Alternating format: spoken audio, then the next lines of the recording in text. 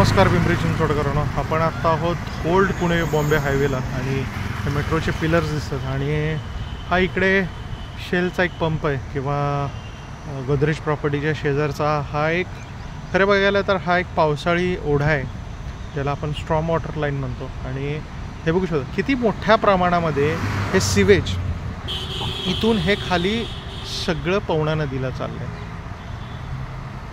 त्यामुळे हे पिंपरी चिंचवड महानगरपालिका, पर्यावरण विभाग, ड्रेनेज विभागाला हे दिसत नाही का? पावसाळ्यामध्ये हे ओढे खरं तर कोरडे पाहिजेत. आपल्याकडं स्मार्ट सिटीमध्ये एवढे मोठा खर्च झाला, CCTV बसवले गेले, त्याचा किती उपयोग झाला माहीत नाही, सगळे रस्ते खोदले गेले, पण आमच्या फक्त ड्रेनेजच्या इंटरसेप्टर लाईन्स टाकल्या गेल्या नाही. आणि त्याच्यामुळे जे आम्ही पाणी पितो, जी खरं तर सगळ्यात मोठी प्रायोरिटी पाहिजे, असं नदीसाठीचं काम हे राहून गेलं.